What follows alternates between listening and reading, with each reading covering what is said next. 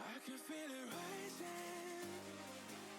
I can feel the wind on the back of my neck, chasing the horizon. Sun is going down, we ain't heading home yet. I can feel it building. Pressure so high, it'll never come down. Feeling like a billion. Head up in the sky, I've been losing the ground. Give me that.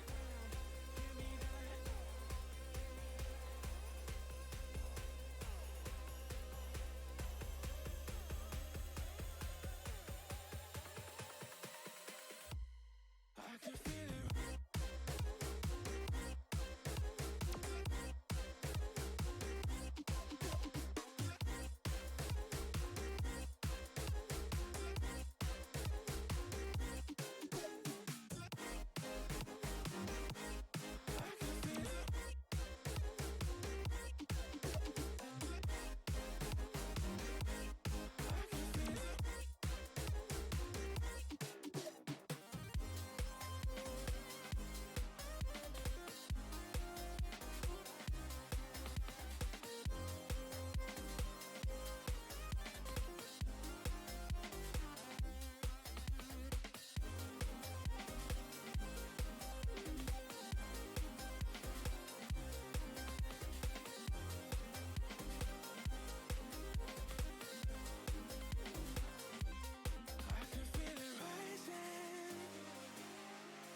Feel the wind on the back of my neck, chasing the horizon. Sun is going down, we ain't heading home yet. I can feel it building. Pressure so high, it'll never come down. Feeling like a billion. Head up in the sky, I've been losing the ground. Give me that.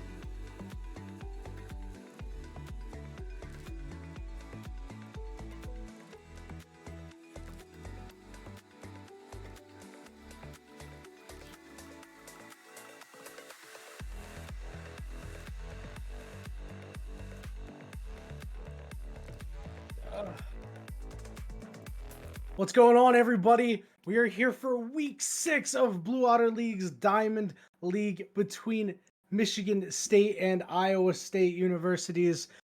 My name is Yanni. I'm joined by Goferino. And Goferino, this is week 6. We're one, like, the last week of the season is next week. And these teams are fighting for the last playoff spot. Yeah, I believe Blue has the upper hand though when it comes to the positioning on the leaderboard. Mm-hmm. I They forget do. what the exact rankings look like. Either way, though, do or die, kind of ish at this moment. I mean, technically there's next week, but like if you lose this week, then there's a very high chance that next week doesn't matter. That aside, we are into picks and bans here in game number one, and we're getting a lot of Freljord on the board here. I say that, bit of a caster curse. Definitely. Trundle the first ban out of the side of MSU. ISU, they opted into the Anivia and the Vayne going away. And that Trundle pick, it's becoming an incredibly popular pick around these level leagues. So I'm glad to see teams are beginning to adapt and taking things away. Graves, the next one off the board. Definitely want to turn off Riddy because the ISU jungler has been one of the best players in the league this season. Mhm. Not to mention, there is always the potency of the Graves flex because Graves, for the first time since like season six, has been played more top lane than he has in the jungle. So, you got to worry about that flex, even though it is most likely going to go to Riddy. If you do see ISU grab it, always got to be wary of the flex here. Either way, though, just taking off some of these personal power picks off the board. And going back to that Trundle point, it's kind of interesting because we saw that Trundle initially start cropping up as an answer primarily to Jarvan and somewhat to the Hack Room because your pillar is very great at kind of screwing them over when they want to engage. And also stealing away their AD, you'll be able to outduel them. Your subjugate kind of just screws them over. Speaking of Hecarim, though, that's going to be the first pick here for ISU. That's super power pick in the jungle. Oh, absolutely. And you give it to a player like Riddy, you put this sort of power in their hands, it's going to be massive. Before we touch more on Riddy, I want to go over the last two bans. MSU got rid of Lysandra, and there's a blank ban on the side of ISU that is actually a Yumi. Now, Riddy, it's time to put up or shut up, and on this Hecarim pick, you're certainly going to have enough agency in the game. Again, we talked about this just now. One of the best junglers in the league this entire season, but other than this team's 2-0 over Acclivity, they have not won a game. Yeah, I know they've had a few kind of closest calls, but ISU definitely have had the roughest of times here, and Riddy is going to be their best bet to make the Shrews back on in. However, MSU going to be answering with that all-powerful Jinx pick. Everybody's still prioritizing that for now. The Shenzhou also locked in here as an early answer to the Hecarim. If you meet that Hecarim in a 1v1 early on, especially pre-6, well, you land the wind becomes lightning, then you use the audacious charge to get on in, do a little bit of poking, and next thing you know, you get yourself a bit of horse meat. Ash Karma, though. That's interesting. Yeah, that is a pretty interesting response by ISU. I like it a lot, though. This is a very potent poke bot lane, and they're going to make life really hard on this Jinx. Yep. That's assuming the Karma is the support Karma, because Right. there have been some mid lane Karmas in Pro, I believe, and I know that people in scrims have been testing around with the Karma top. Haven't really seen the Karma top yet in competitive, I believe, but there is the Vigar. So most likely not going to want to put that Karma into the Vigar. Not really going to have the best kill threat in order to get in range to have that kill threat with your Mantra Tether or just the Tether in general. Well, you're kind of opening yourself up to getting caged on up. Not to mention the cage, just such an excellent tool at stopping the Hecarim. If you're able to get the Hecarim inside the zone, well, the Hecarim can't really clop on out of that unless they use the ultimate. Yeah, that ultimate does make them go unstoppable. Thought a bird was going to go for Aurelian Soul, and after last week's rough performance on that champion, after a good season of Aurelian Soul for them, they opted into the Vagar. Bit more of a meta pick, can blow up these squishy targets like Karma, like Ash, and even to a certain extent Hecarim. He's not really exactly the tankiest horse out there. It does also depend on the Hecarim build. Because there are the much more full tanky Hecarim builds that still have enough base damage to take out, say, your Jinxes in the back one. Um, but we are most likely going to be seeing a more damagey sort of Hecarim, more bruisery. So Veigar definitely going to be able to blow up the Hecarim if the Hecarim here does get caught in that zone. But with enough fast footwork, you can just beat the cage, and a bunch of support bands coming through in this second phase really wanted to pinch the pool, so to speak. Jeez, Zillion, Morgana, Lulu, and then just throwing a Gangplank because why not? So very clearly, these supports do not want to have the greatest of times. Although going after the Zillion seems a little interesting. And here comes the Thresh pick out of MSU. I love Thresh, but if I was going up against Karma Ash, this would not be my first option. Mhm. Especially since it is very easy for you to just get on arrowed up by that enchanted crystal arrow thresh. Not exactly the tankiest support, especially if you go for the more common glacial augment build now.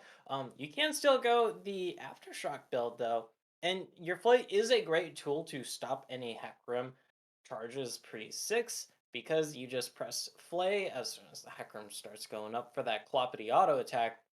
It's gonna come with some downsides though. Like we mentioned, Arinar gonna be the lock-ins here for ISU, confirming that it is a Karma bot lane and definitely gonna be a very a sort of pokey sort of team from ISU. Not the heaviest amount of burst here, Yanni, but they will have the tools to kind of whittle you down over time and do a lot of just damage over time, it seems.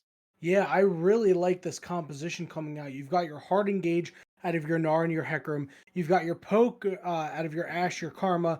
You've got your long range pick potential out of your Ari and your Ash. This seems like it's all of the ingredients to put together a really nice composition. And not only that, their amount of damage, like you mentioned, is pretty fair. Mhm. Of course, not having that much front-loaded damage might be a bit of a crux when you are facing a Jinx team. Thankfully, it's not something like the Jinx Lulu or Jinx plus any enchanter really, which can give the any of these like hyper scaling AD carries a deceptive amount of tankiness. You only really got about to worry about that lantern, but if this Jinx is stunned up, if this Jinx is charmed up, whatever CC lands, you kind of can't click the lantern when you're CC'd, even when you're silenced. Fun fact, because it technically counts as an ability. Hmm. The more you know. Yep. Listen, as a Thresh main, I know. I'm always like, man, why didn't you click the lantern? I'm like, oh, they were silenced. Yeah. Looking at MSU's team composition now that it's completed, they're doing the very stock standard thing of picking some hyper carries and then going with some impactful early game champions. You've got the Jinx, Veigar, Aurelia as your three main threats. Pair that up with a Xin Zhao and a Thresh, who have a lot of early roaming potential, and you got yourself a stew going, baby. Mhm. Not to mention, you do have Sparty as the Irelia in the top lane, which can be a split push threat.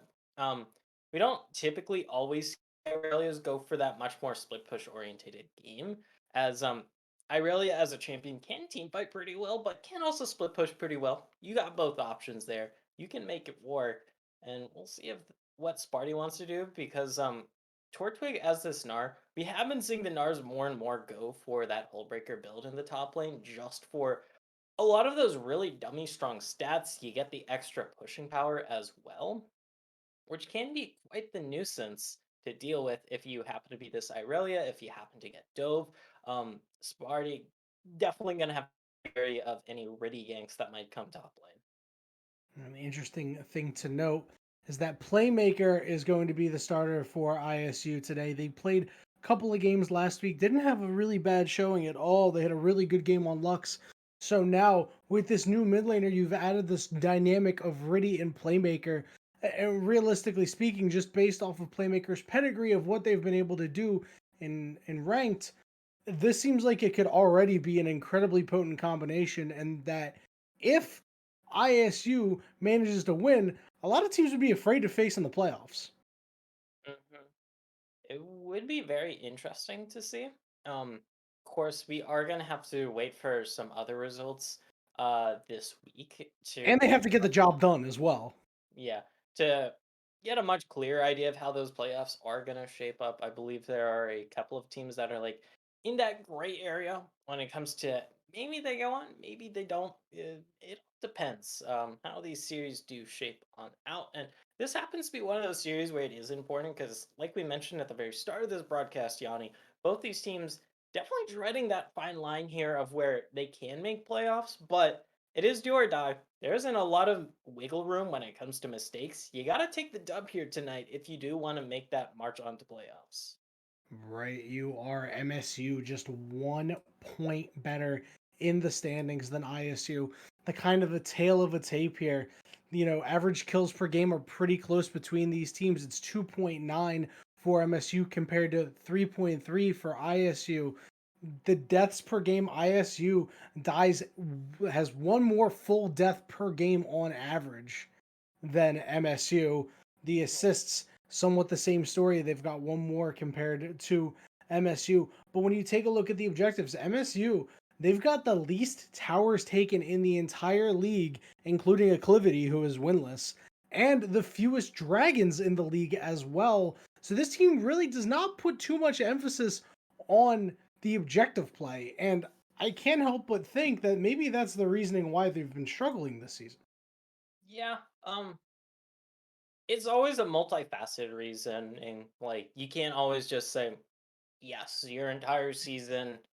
It's all because of this one factor, but that's definitely going to be one of the huge factors here. And like we said, it is do or die. So for MSU Blåhaj, now is the game where you can start looking to go towards those objectives. You have the Shins out for that early game power, that early game dominance, will have that damage, will have that dueling power over the Hecarim. You have this Jinx who can shred through objectives, can get excited off of objectives and look to snowball fights off of that.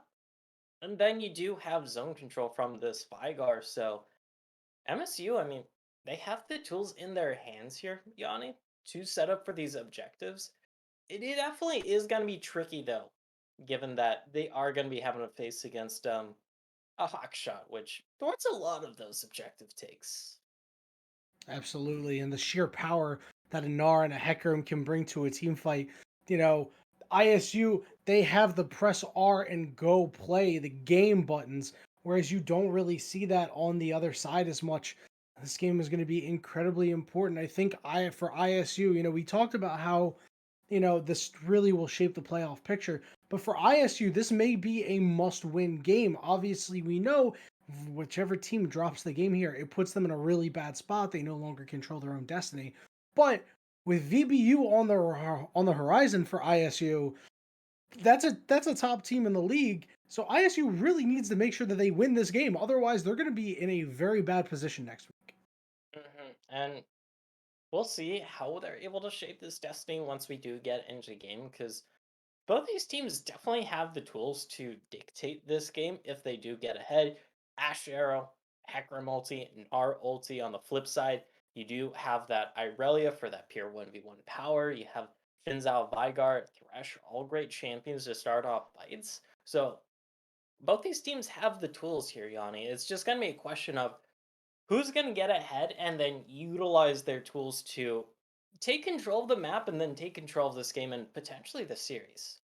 A lot of things for these teams to marinate on while we are in the spectator delay. So we are going to cut away for a very short break. And when we return, we will give you all the action on Summoner's Rift for game one of this 3-game series between MSU and ISU.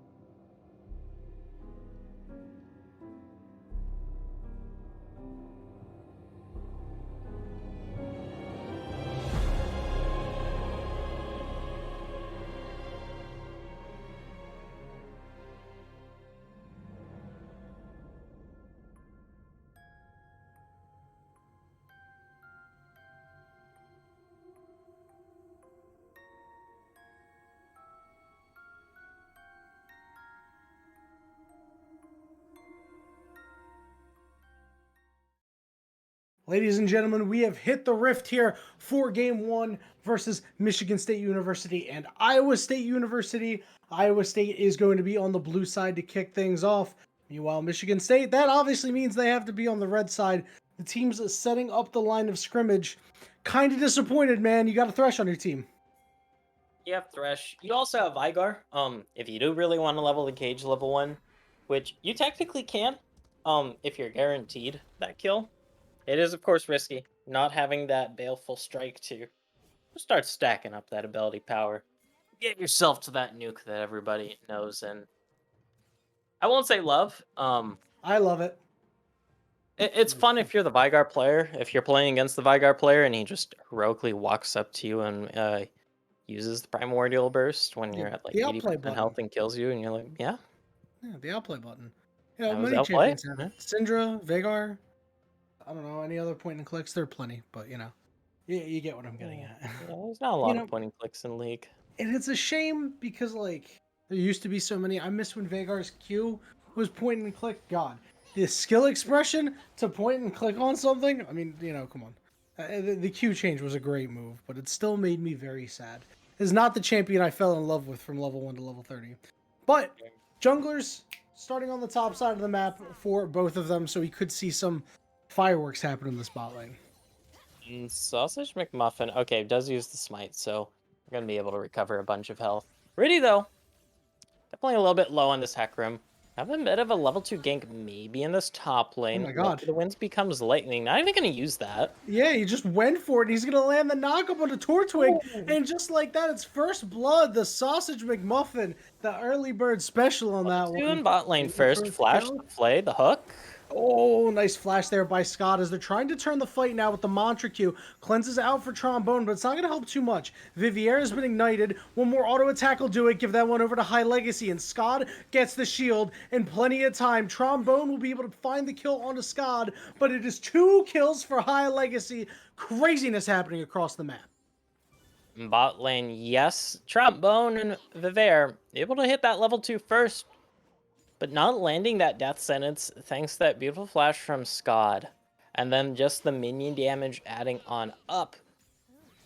Letting the ISU bot lane here claim these 2 kills, both of them going onto this Ashe as well, which will be very damn well appreciated if you are High Legacy. Ashe as a champion, definitely not the hyperscaler compared to Jinx.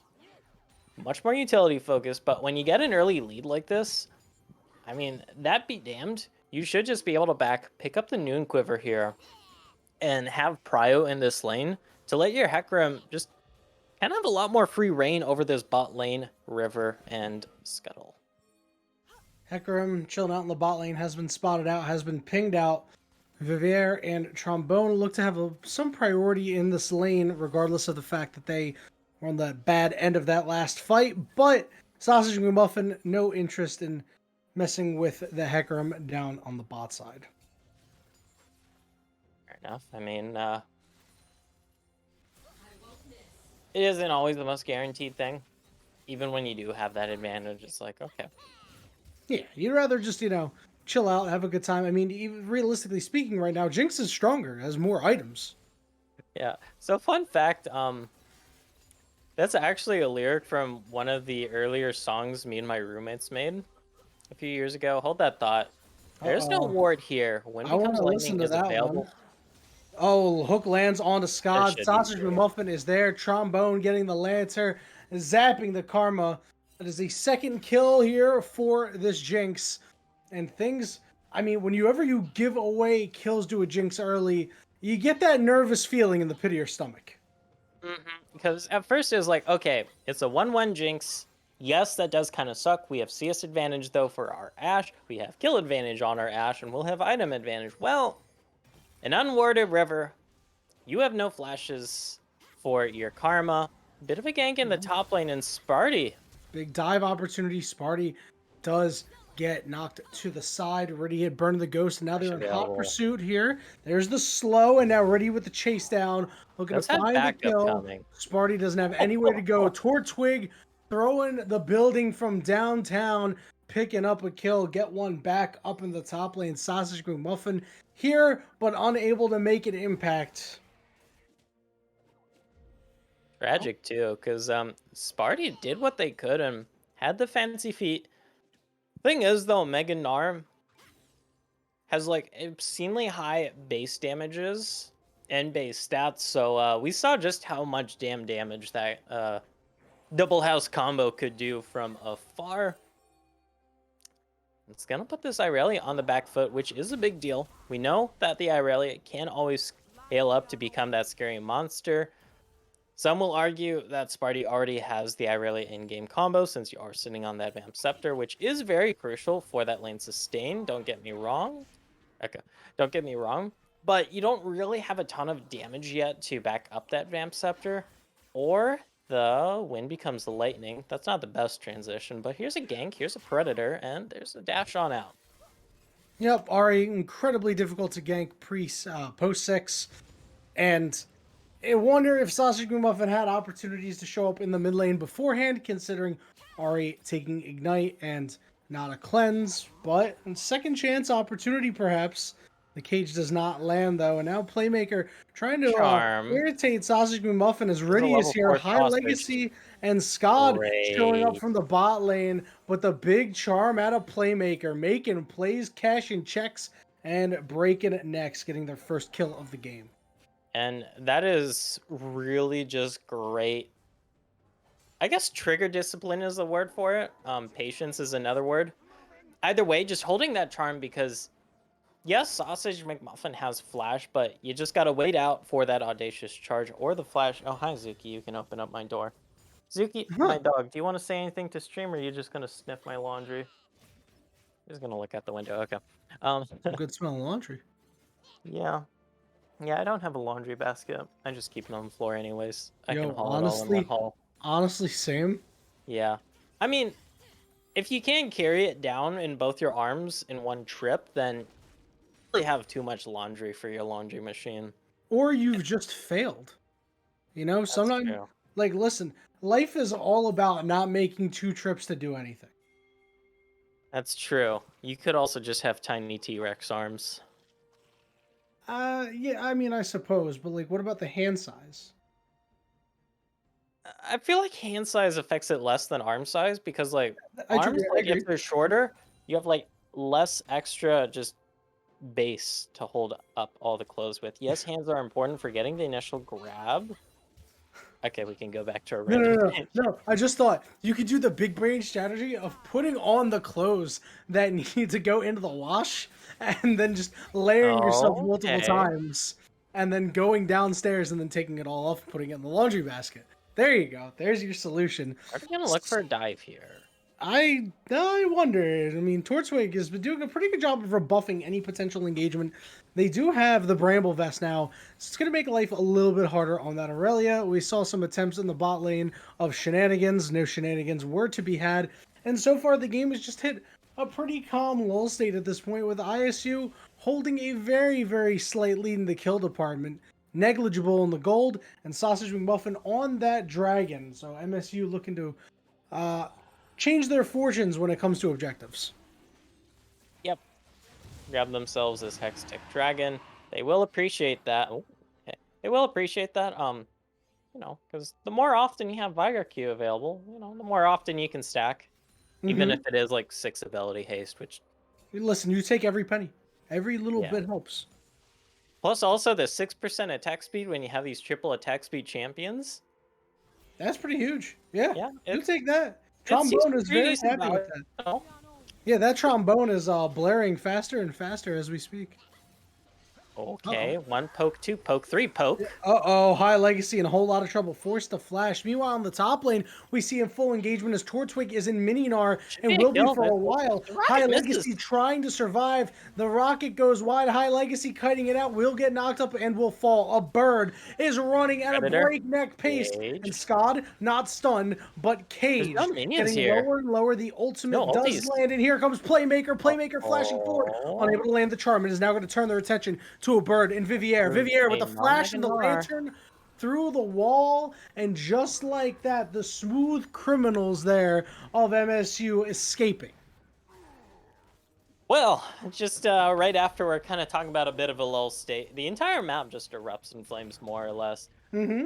Because while that was all happening, Sparty did die again in the top lane. It was pretty even, but then all of a sudden, Riddy shows up top lane, picks up that kill. This should be first turret. Okay. That's a lot of gold. Yeah, that's a lot of gold. Putting this Irelia behind as well. Putting your Gnar ahead. Yes, is not majorly ahead because the Gnar, I believe, did not pick up the kill here for Torchwig, but still, it's something. You Yeah, got I an mean, assist. it's a lot of gold on what everybody has been saying as one of your best players, if not your best player, a top 5 player in the league. And you can see Riddy with that tier of the goddess looking to definitely put some hurt behind their auto attacks after that gets all stacked up. Not to mention, they're just devastating strikes. Hold on.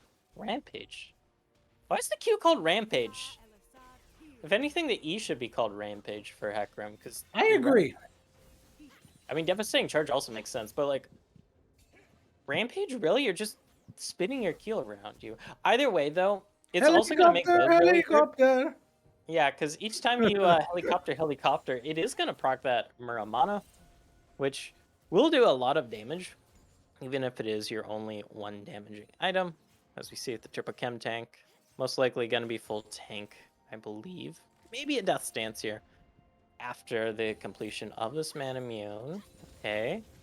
Torchwig looking to fight. Sanity. This is a Gnar though, so okay. Sausage McMuffin tried to get in there. Torchwig now down to Mini Gnar.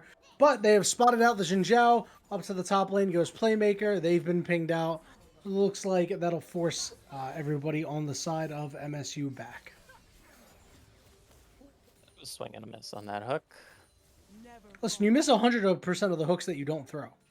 Yeah, you also miss 100% of the hooks you don't hit. So That is a fact.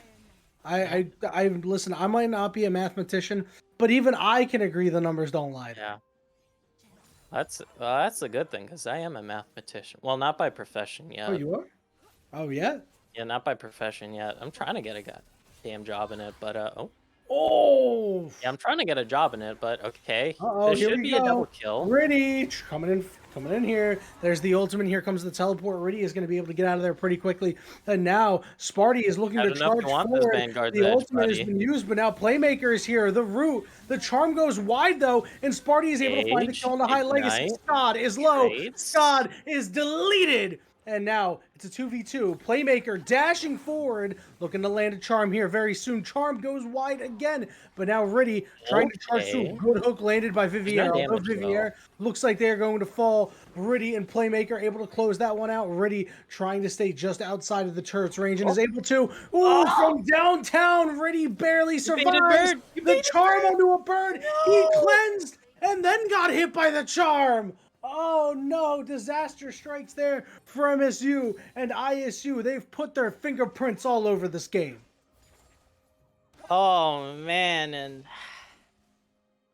it was even at first because it was 2 for 2. Then after that, it's like, wait, we got nothing to do about this. Now 3-0 4 Hecarim trotting all over us. And then the super mega death rocket so close, but actually turns out to be because Trombone's ulti just baits in a bird there to try and finish that kill. Gets their mid laner killed. The ulti does land, but there's no real follow-up. That is a big cooldown here before this dragon.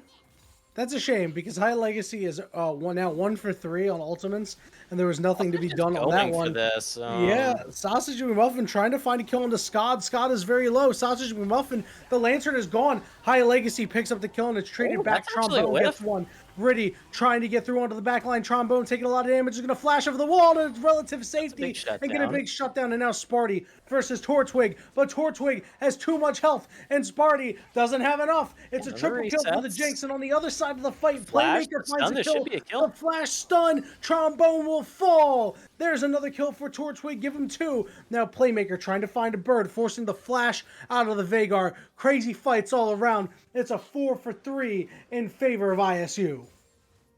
Yeah. It looked like MSU Blåhaj at first was going to win that, but some great plays. Okay. Some great plays by ISU to just start catching out members.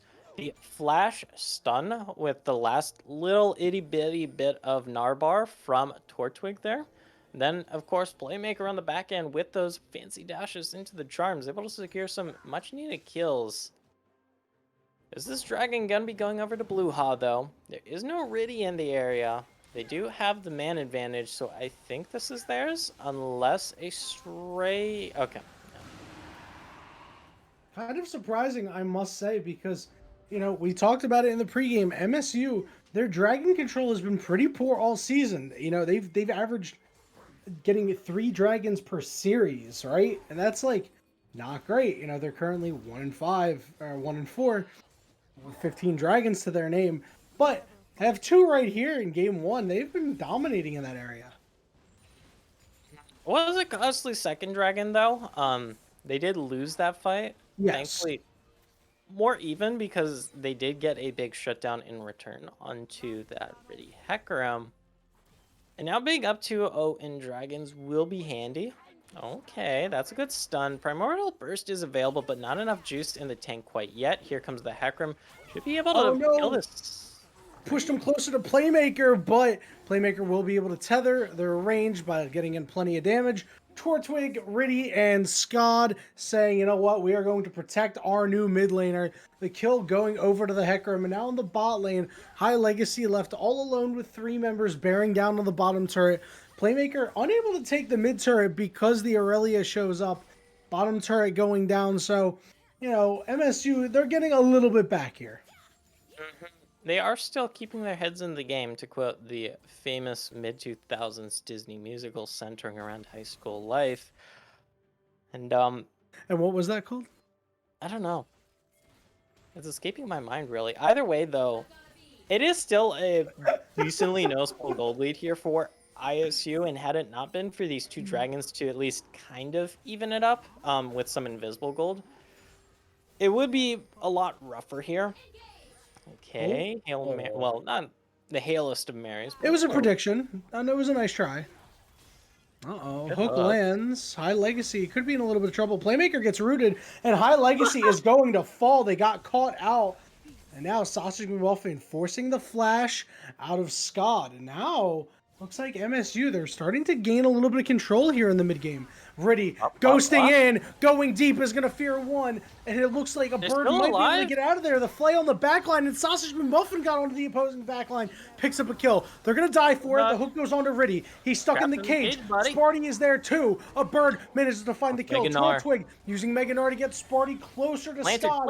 Trying to survive, takes the lantern. The Q gets blocked by Vivier. Vivier is going to be able to find a way out, and that is a huge fight there. And yes, as you said, Trombone is banging down in the bot lane, picking up a turret, and all of a sudden, MSU, they found a way back into it. They have closed the gold lead. Yep, gold lead more or less negligible now.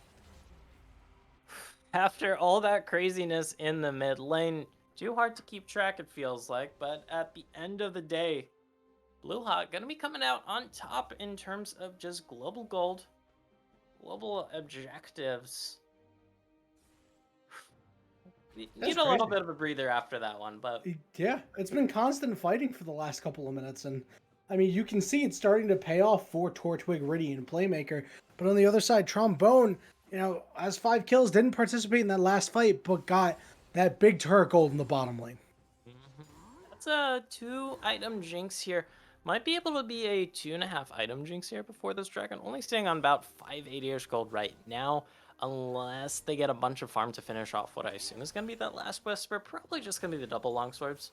This kind of suck, having that armor pen when there happens to be this armored up Gnar on the enemy team. Riddy is looking. A bird. Cage. Oh, he sniffed that one out. A bird is on the wrong side of the fight, though, trying to survive. Sausage McMuffin trying to make sure a bird survives, and they do. Riddy now, it got turned around onto him. It's a double kill for Sausage McMuffin, and a top lane taken by Sparty, and all of a sudden this gold is dead even again, 40 seconds before potential soul point for MSU. Tortwig and Sparty still going back and forth, but no further engagements. That is massive for MSU because it is a Infernal Soul that's on the map. It's not soul quite yet here for MSU, but those Mhm. 2 early dragons for them gonna be paying off here because it will get them this soul point here coming up in a bit. I'm assuming they will keep map control. Yep, that's a freebie hook. This Oh is no. High Legacy freebie though does kill. manage to flash out, but now Oh no, Scott could be Sausage caught out. McMuffin, what are you doing, buddy? He's so strong, but he's not strong enough. Cannot handle the might of 4 members of the side of ISU. And right before the dragon, that's not what you want. Vivier and the rest of the squad trying to get a big pick here. Scott a little over half HP. They had the control, but Sausage McMuffin gives it up. Oh, and what was such huge momentum as well because they got those 2 picks, evened up the gold. They're looking pretty. You force out the flash of the enemy 80 carry. You have control over the river. And then there's just an unexpected playmaker Ari coming up behind you. And now you're gonna have to wait another 10 minutes here potentially to get yourself that Infernal Soul. And 10 minutes in League is a hell of a long time, Yanni, to say the least. So, It's 2 flash cooldowns. yeah. That's a lot. You know how many times? How many times just say, oh, it'll be done in 5 minutes or something. And I'm like, that's a whole flash. That's a long time. Yeah. Assuming there's no runes or items messing with that. It's semantics at that point. But Yeah. that last fight further proves my theory Alrighty. that sausage McGriddles are better than sausage McMuffins. And you could see that right there. Vivier could get caught out here. They've been tethered, they've been rooted, and that hook goes wide. But sausage McMuffin. There's no Mega Gnar though. Look at all the damage downtown from Trombone. It whiffs. Torque Twig into Mini Gnar. Sparty teleporting in. The Thresh very low, and it looks like there will be no further engagement on either side. These teams punching each other in the mouth, but still standing. Very close call for both sides here. Because we saw Tortwig come in, but had just expired from that Gnar bar. Would not be able to stack up that Mega Gnar if they wanted to, so, a little dicey here, especially when Baron's on the table. If you drop 2 members there on either team, you do have to worry about that Baron. Yeah, that's when you start getting nervous about those fights. If you think about it too much, you just gotta brawl and then deal with what happens afterward. We see both top laners in the bottom lane, but Tortwig has the teleport advantage here.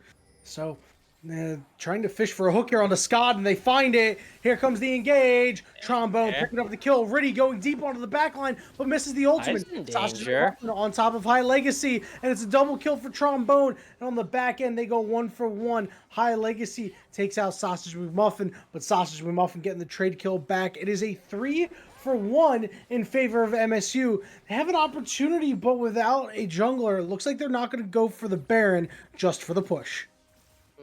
You do have this 2.5 item Jinx now. Tortwig does have that Gnar bar stacking up. Might be able to look for something great. Oh, flash by Playmaker. They're going to be able to find a way out of there. That could have been disastrous. The minions are gone. The mid-inner turret still stands for now. Now, definitely taking a lot of damage from that, though, which will be a sore spot, of course, with how far we are into the game. It doesn't take a lot to kill even full health turrets, to say the least, so it's just going to be Blåhaj picking up a few kills there, picking up a little bit of farm and pressure across the map. Now they have themselves a 3-item Jinx. This is something to rally behind. The strongest person in the game here, bar, except for maybe Riddy. You can make an argument as to either one of them being the most powerful in the game, but still, Trombone has this Jinx. Definitely going to have a target on their head. We'll have the Flash, we'll have the Cleanse, we'll have the Lantern. The question is, will that be enough when there's a Mega Gnar, an Ahri, and a Hecarim barreling down on you? We'll have to see here around the next dragon, or just before it, which is where I think the next fight's going to really break out. And realistically, Trombone has had this target on their head for most of the game, but the ineffectiveness of ISU just getting to this Jinx, you saw already ulting toward the Jinx in that last fight and whiffing. It's just Riddy has had a hard time making a big impact trying to kill this very deadly carry. And it has succeeded 3 times so far this game. Is it enough, though? 2 of them were in the early game. Oh, okay. Here we See go. Baron. There is no vision on this. There is a blue trinket available for a bird. So if they do, yep, there's the blue trinket going down. They do spot this. No teleport for Sparty though. Might just be a 4 versus 5 if MSU commit to this.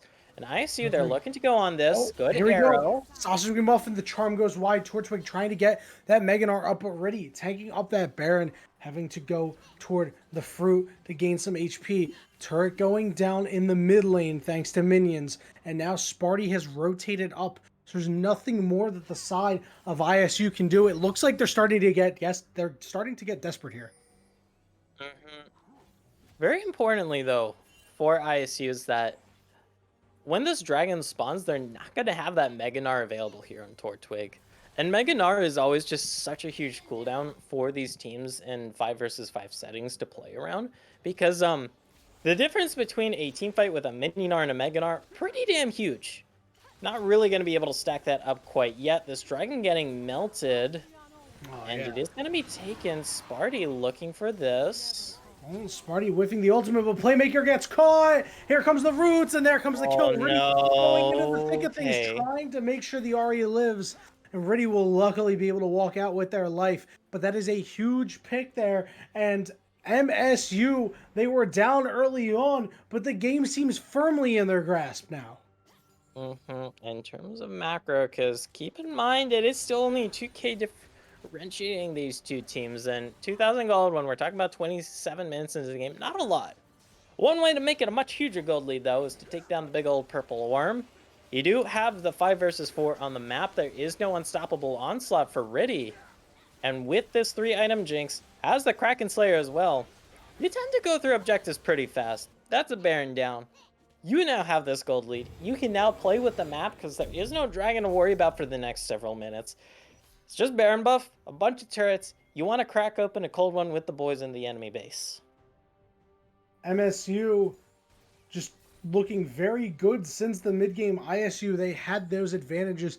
And we know, we talked about these team compositions. The late-game scaling of MSU was always going to trump.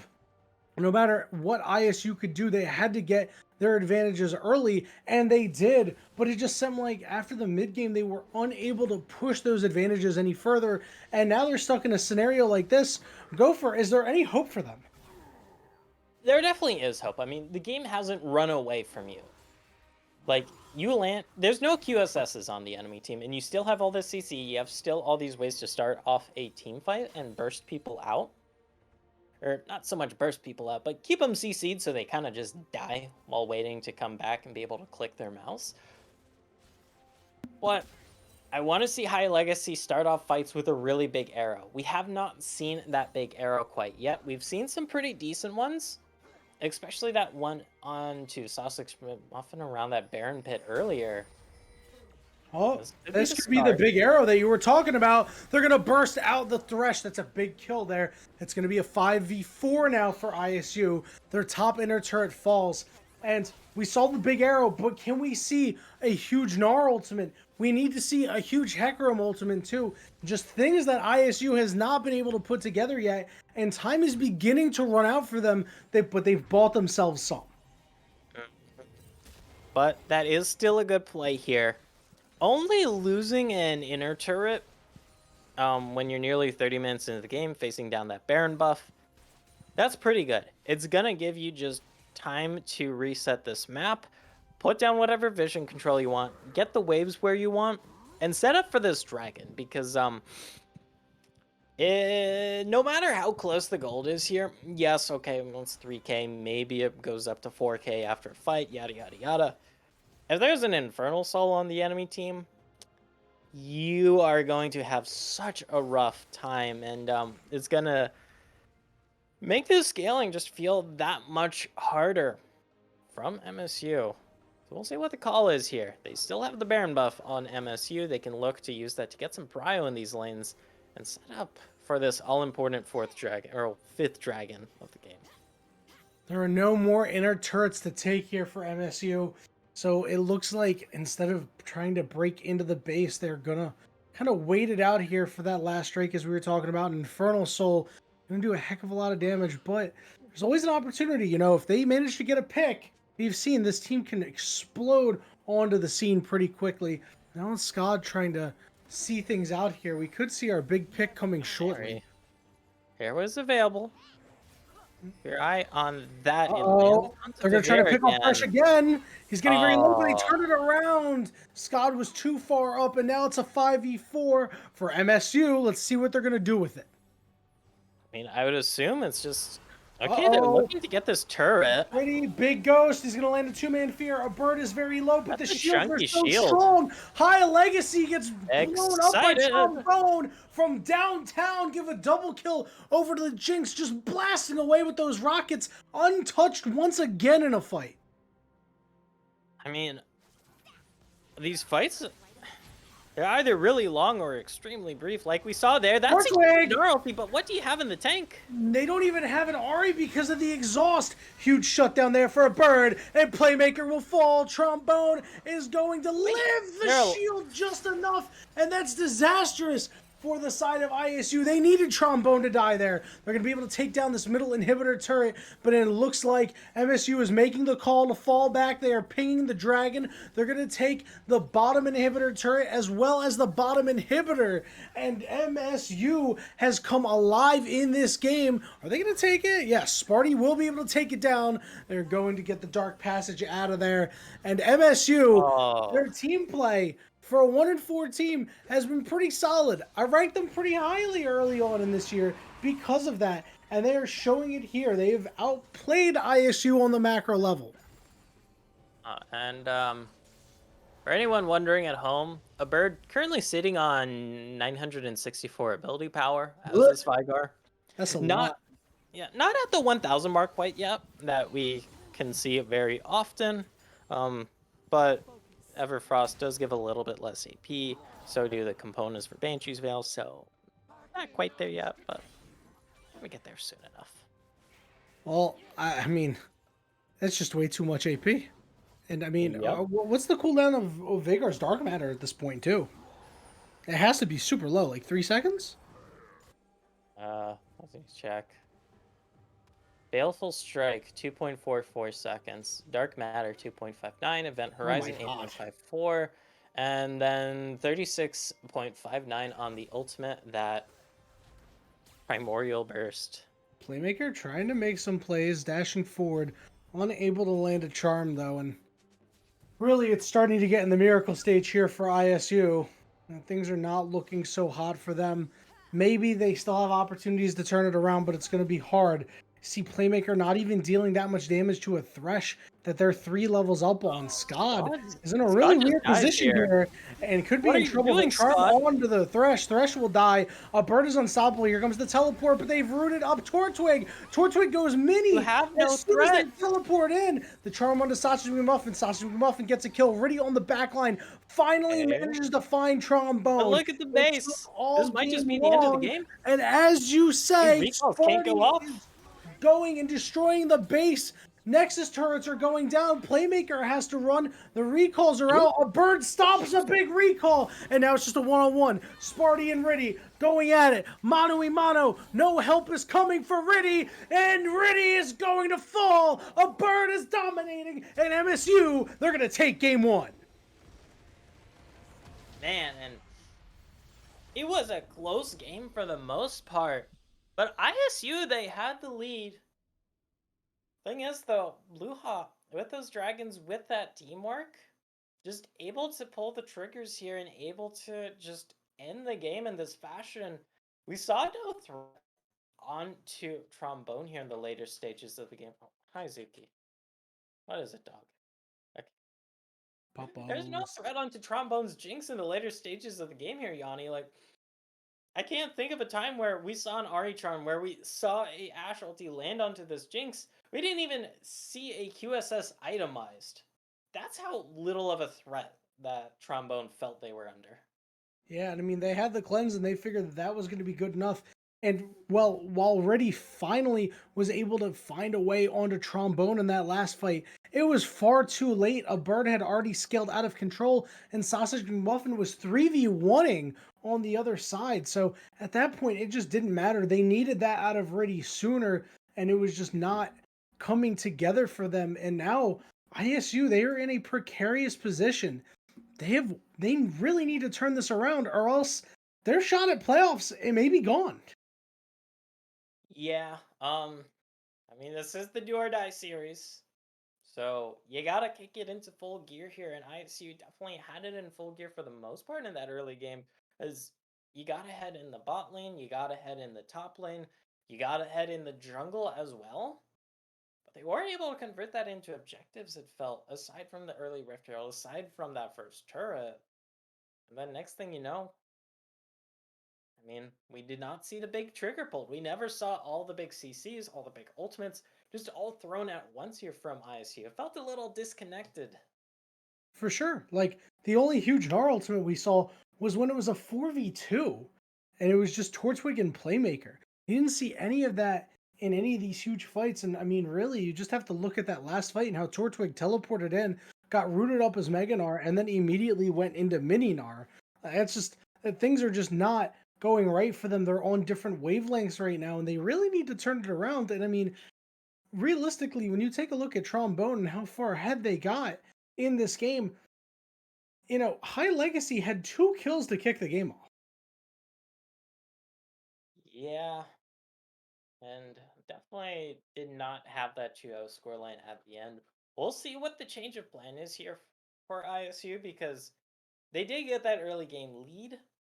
It's just a matter of this next game, will they be able to repeat that feat here, Yanni, and will they be able to keep the momentum going into the mid and later stages of the game, or will they just kind of petter out again like we somewhat saw in this game number 1? Yeah, I am interested to see what these teams do with whatever team compositions they are going to put together because ISU, if they're going to play an early game comp like that, they need to be more aggressive in the early game. And MSU, they didn't get that far behind. They got behind a little bit, but allowed themselves to stay in the game and just let their scaling take over. I wonder if they're going to go with another scaling composition or if they're going to go something a little bit more early game based next. But we do have a special treat coming up here as it looks like we've got a collection of various 1v1s that Camcom had and apparently dominated from what I heard. So we're going to play that during our very short break here.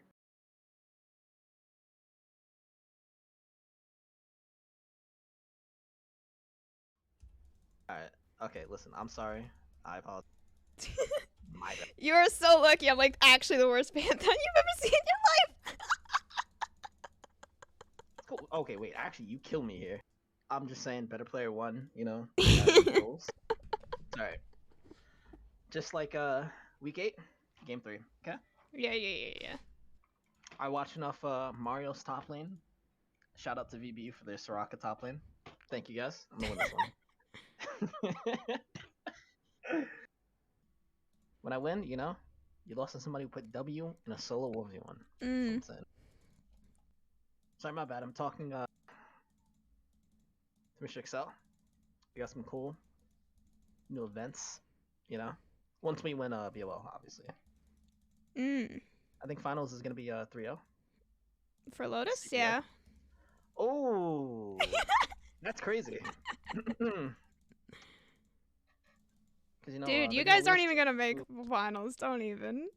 Listen. You see my ADC? You know who he is? Timeless.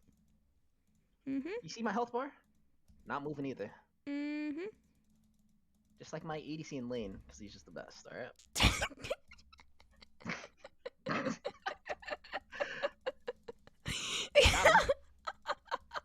Look, I'm just saying, better player hits those. Yeah? Yeah, better player. Better Player. Come here. Ah, you're so lucky I can't, See, you're the best. use my Thank you mouse for making me correctly. get that. You're so lucky. I suck at this game, dude. It's actually crazy. You need to relax. You need to relax. You're getting crazy. I mean, last I checked, I'm under the CB brand, and CB wins everything, So it's just kind of hard. I seem to remember you guys losing last week, maybe. That's kind of crazy. I guess they weren't part of the CB roster. Was it a different team or us? We won last. No, I don't think you did. I think you lost 1-2. I don't remember. Can you remind me who it was? No, I was asleep. I just woke up from a 10-year nap. Damn. That's probably why you're not gonna make crazy. playoffs. You know we're qualified already, right? Yeah. I control that. Really? Mhm. There's literally no Earth. We're second and we're not qualified. I refuse to believe that.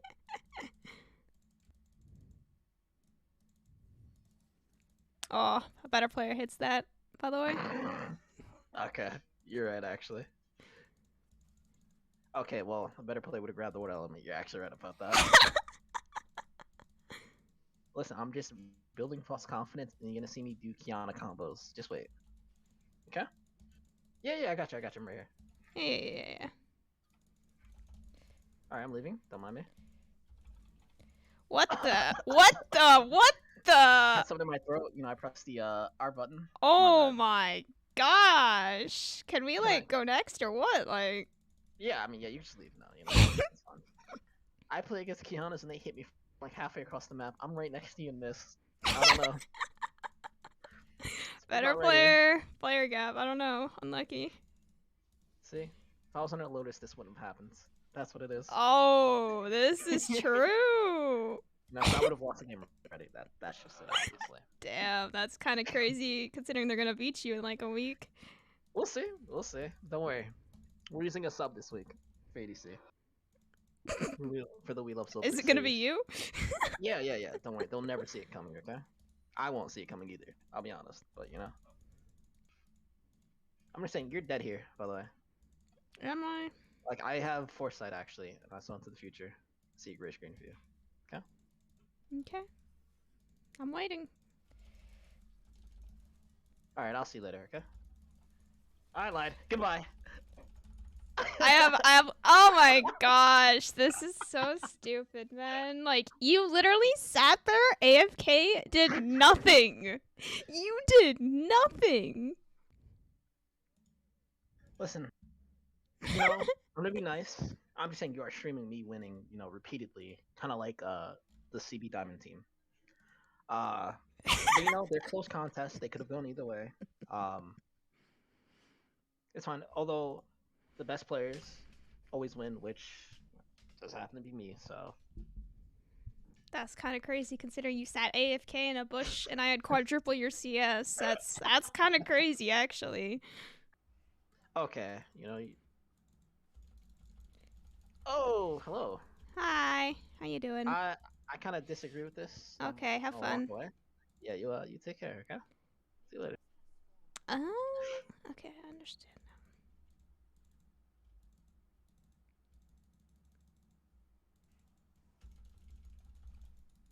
Oh, wait, okay, I understand now. Oh, I didn't even get my.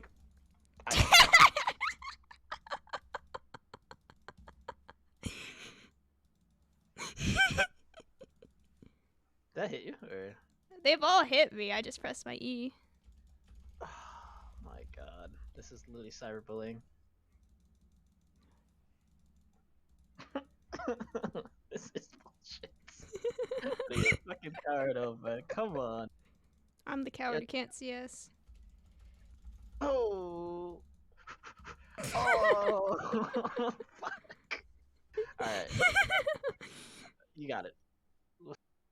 I'm absolutely livid. I think if I lose this, I should just quit, like, League of Legends. You know you're playing against the best, Yumi player in the world, okay? So, that's no an shame in embarrassing thing to admit. I'm sorry to hear that. Listen, there's no shame in losing to the best. Here we go. You're gonna see the secret tech. So secret, it's never been seen before.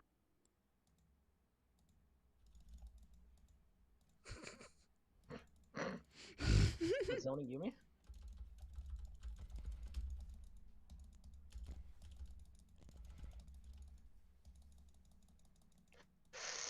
Oh, that was close.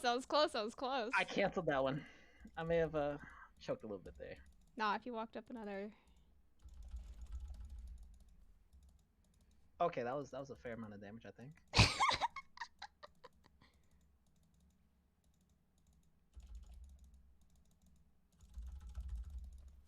Dude,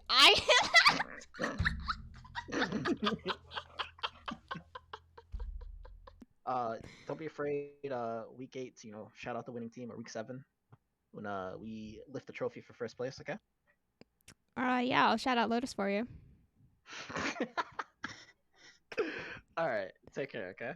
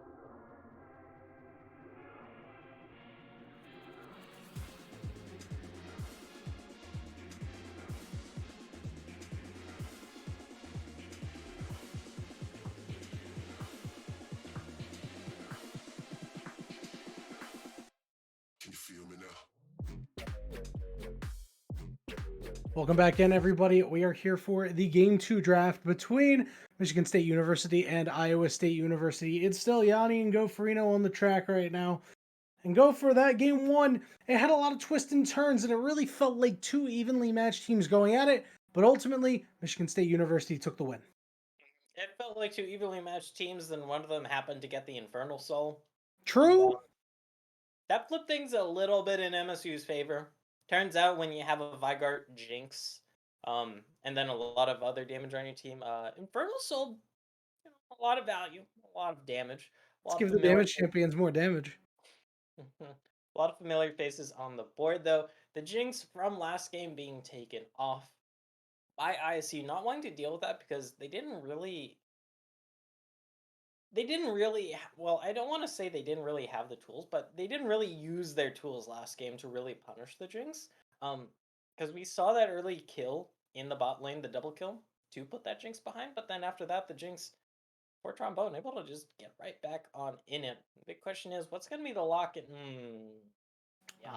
the greatest League Unsurprising. champion in all of League of Legends.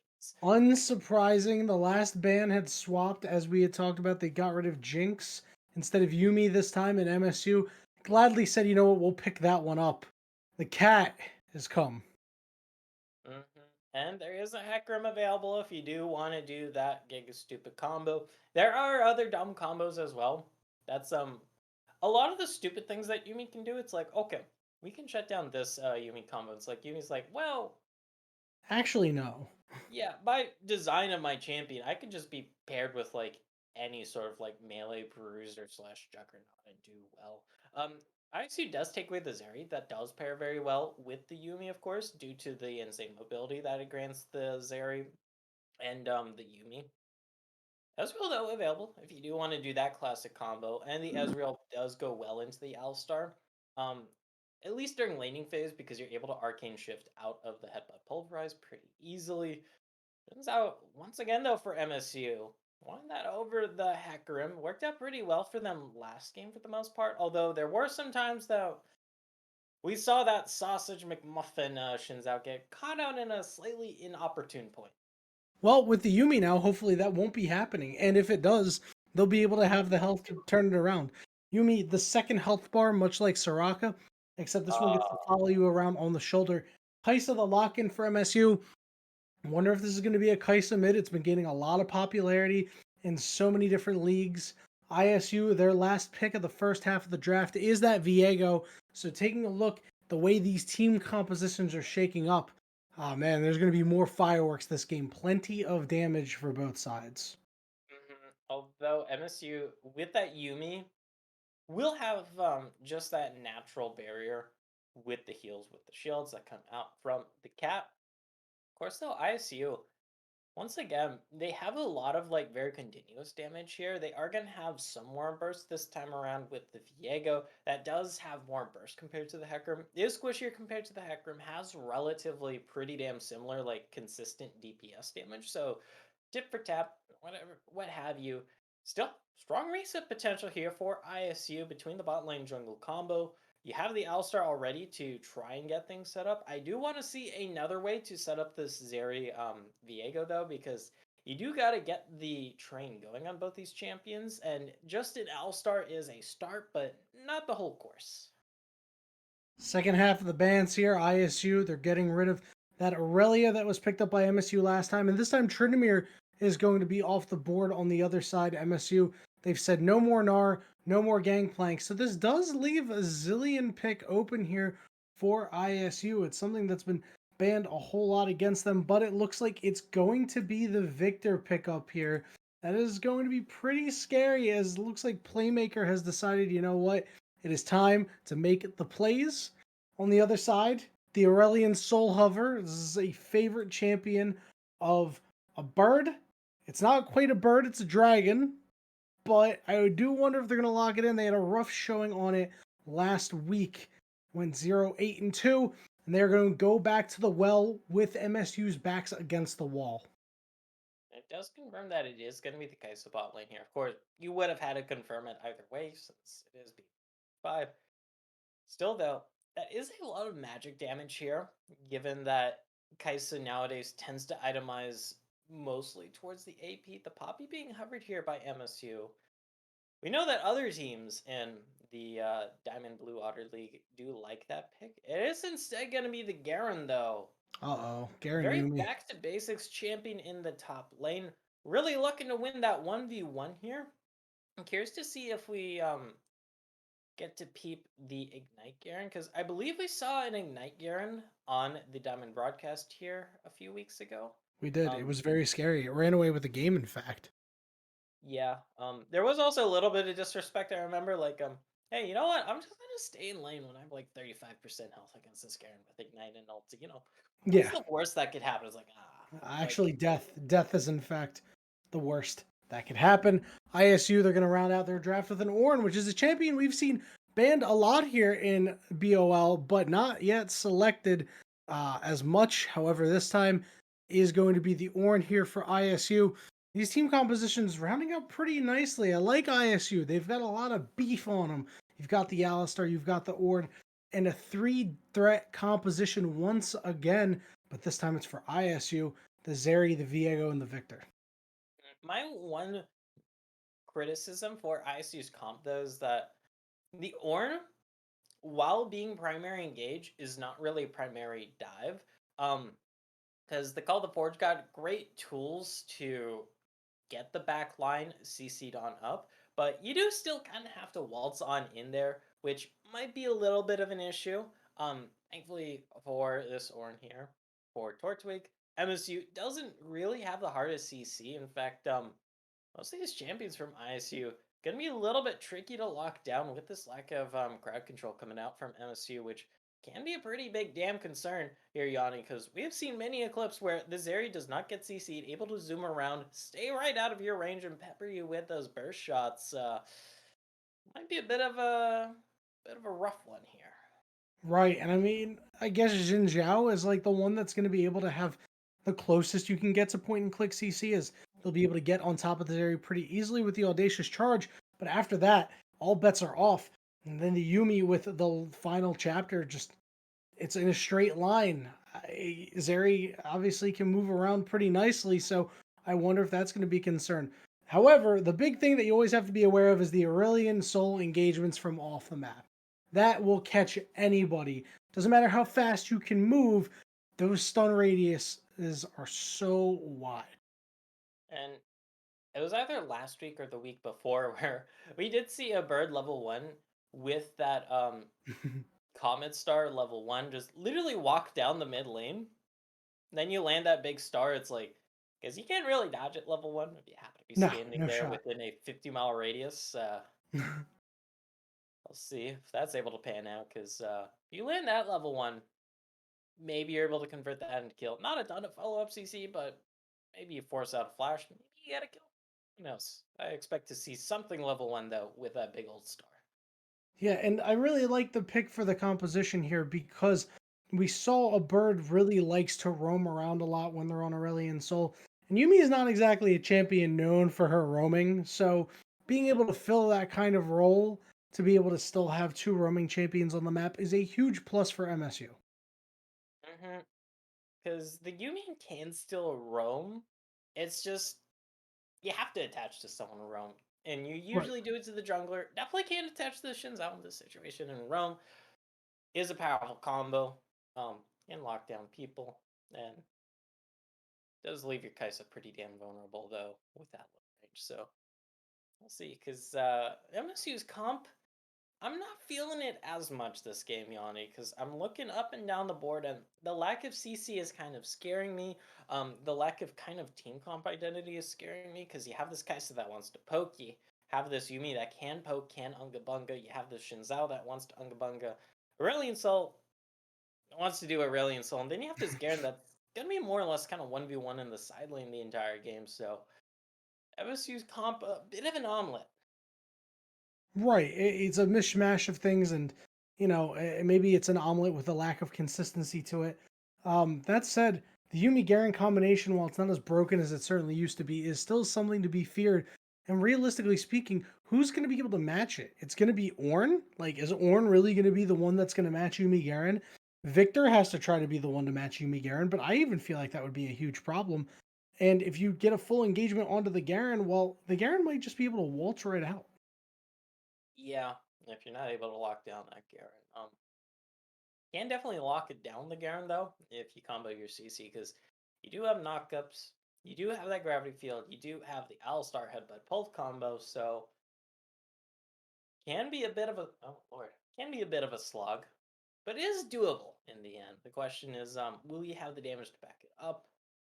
Since Zeri not known for her tank shredding power, Viego Victor though much more competent at that, I guess. I don't know. I'm just still trying to piece together this MSU comp. Same here, my friend, but all of those questions that you just posed will be answered once we get onto the Rift. We are in the spectator delay right now, and when we return from this delay, it'll be Game 2 between Michigan State University and Iowa State University. Iowa State needing a win to keep themselves in an okay playoff position, and MSU looking to take the series 2-0.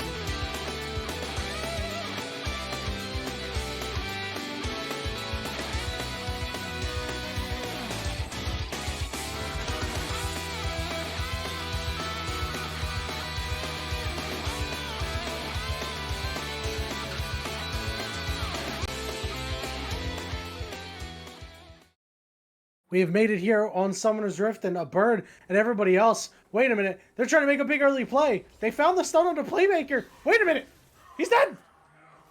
Just as you predicted. I think Playmaker just tabbed out there.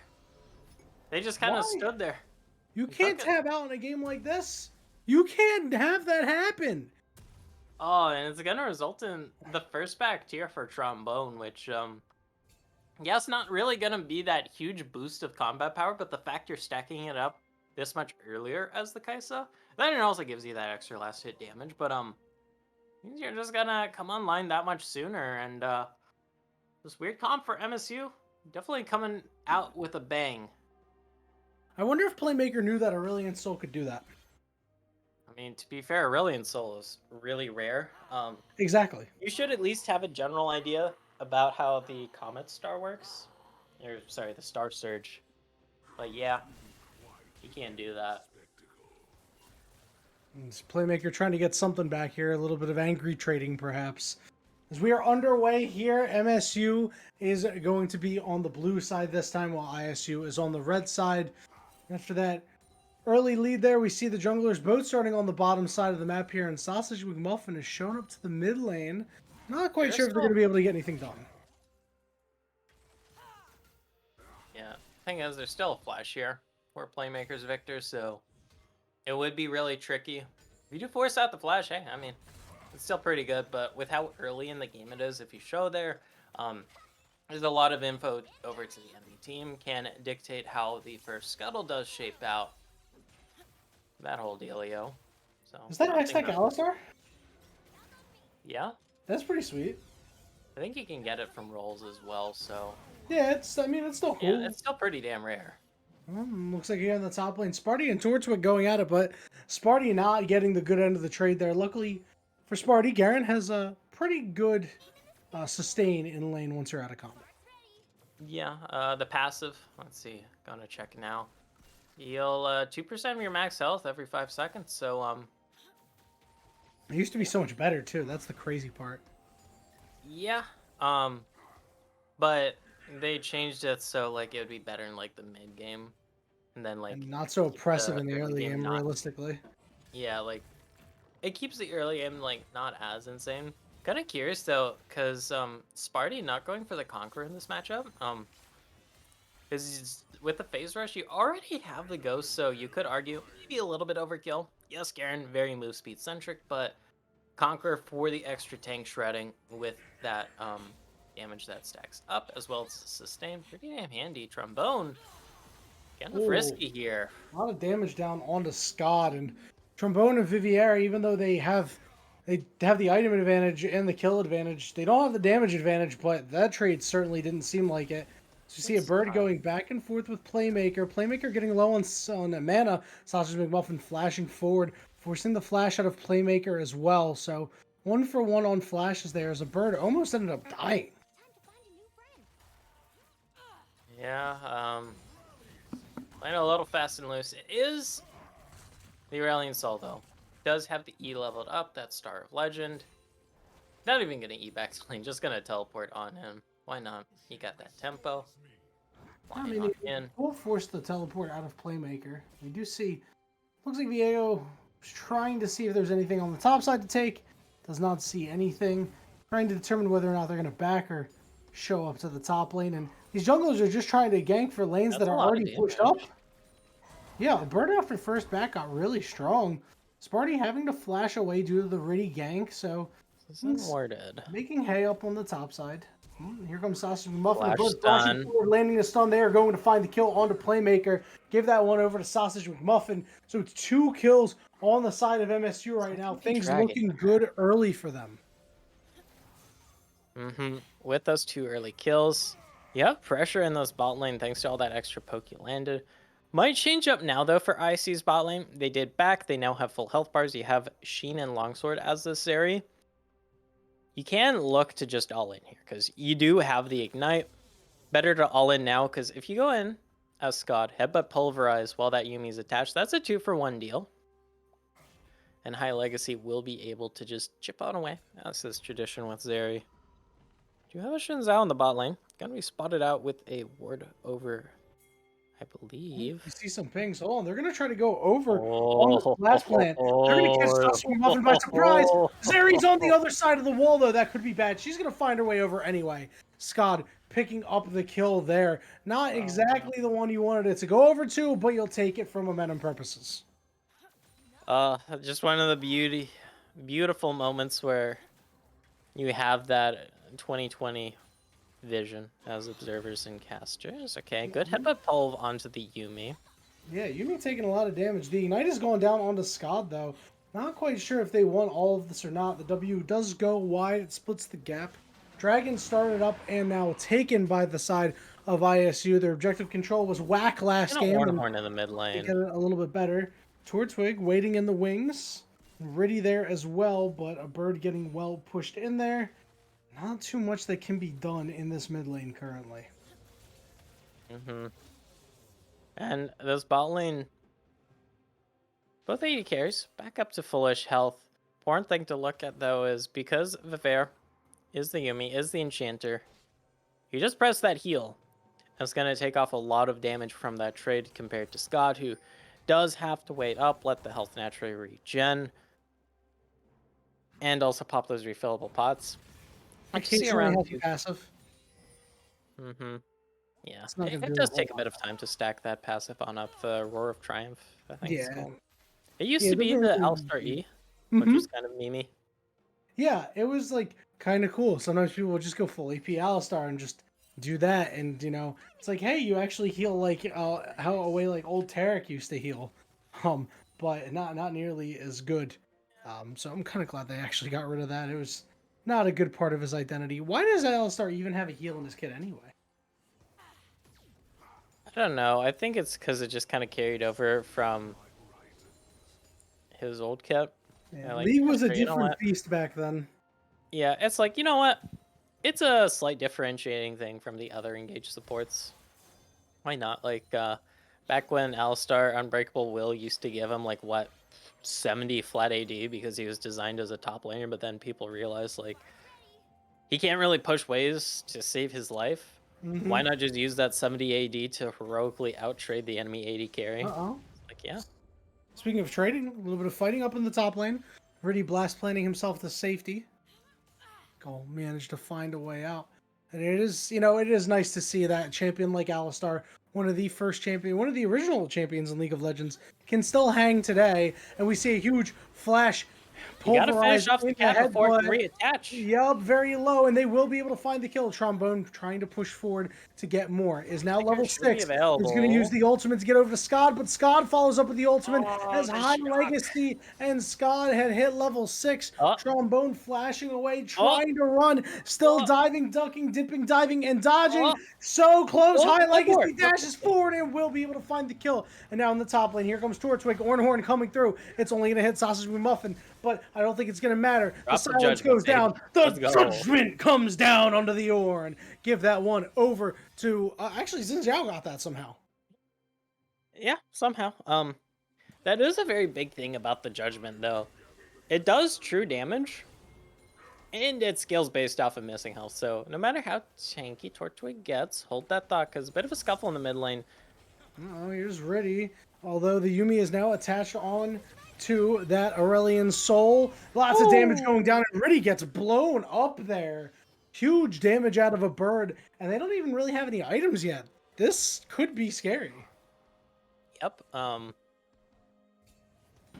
It's always a pretty damn scary thing to deal with, because the Yumi bolsters the scaling of her team, but it's also a monster scaling in their own right.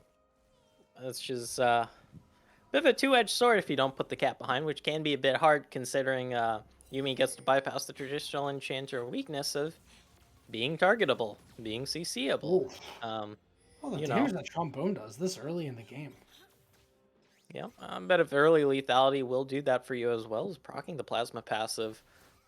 It is only really Moby Boots and some health as this Alistar, and the plasma passive for Trombone does do damage based on missing health. So Smarty has access to the Rift Herald up here in the top lane. Looks like they will elect to drop it as Tortwig is clearing the wave. Sparty trying to force them off. Once this charge, they get off for sure. Shelly now tanking up the turret, and Sparty not hitting the turret at all. Is just content to really just take the plates off the charge. Meanwhile, in the bot lane, there's a fight breaking out. Scotty getting very low. Sausage McMuffin also getting low. Riddy is here. Sausage McMuffin is forced off. Nothing doing for either side. Riddy comes in just in the nick of time to make sure everybody is A-okay. Lots of fighting going on around the map right now, but this MSU scratching out a pretty small gold lead here 11 minutes in. And we got to keep in mind that this is right before the dragon is spawning, so any deaths that happen right now will turn over that second dragon of the game here. A bird probably going to be the first one to die. Oh, Hellbird pulverized, but a nice flash there. Really unable to make the play happen with their flash, and they just have not had a good series. This star player for ISU really needs to wake up if they want their team to be able to win the game. Yep. Not having the best early game so far with a 0-1-1 score line. So that's actually McMuffin actually going to find Riddy here. So it is a 3 versus 2 in the mid lane. Riddy being forced to flash on out to avoid that. Bird is stunned. It could be in trouble, but Playmaker gets forced off. Yuumi is here as well to add in some poke and some healing. It looks like the dragon wants to be started up here by MSU, but it's not. Torchwood getting engaged on by Sparty. Sparty looking to get him lower and lower. Trombone desperately trying to run away. Has been knocked up, has been slowed, has to try to cut back, but is right into the waiting arms of Riddy. It's the first kill of the game for the ISU jungler. That could be huge. And it looks like the second dragon here is going to be started up by ISU. So you're looking to take that, and that's the thing about this Kaisa. Ooh, Sparty flash up top. Dragon going toward ISU, unsurprisingly, as Playmaker forcing off Bird. Hextech Drake will be the Drake of choice.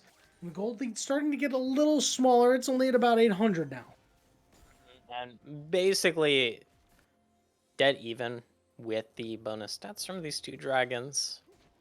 So, for all intents and purposes, dead even across the board. I've not seen first turret taken yet, interestingly enough. Even with that Rift Herald dropped in the top lane. This top lane is going at it here. Really coming. Kind of duking it out.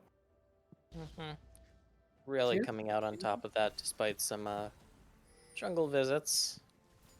Yeah, everybody's just been okay up there, and that's really a problem. Is that this Garen isn't behind, you know, which means this Garen is going to be a force later on in the game, and that is really a scary prospect. If you're ISU, you're kind of put on a timer here. And so some big items are coming in though, because we now see the Gore Drinker, Rylai's Crystal Scepter, and Triforce completed here. That's the first big ticket purchases of the game. Final chapter coming out. Still gonna get the root. Rooted after the flash, but a lot of damage going down on the Trombone. The exhaust will to ensure that Trombone stays alive, and Trombone and Vivier pick up a kill onto Playmaker. This allows for a push in the mid lane. Turret platings are going down. No! There's the shock surge. Forward. Yuumi will elect to detach. High Legacy picks up kill number 3 on the Zeri. And so far, ISU keeping pace with MSU.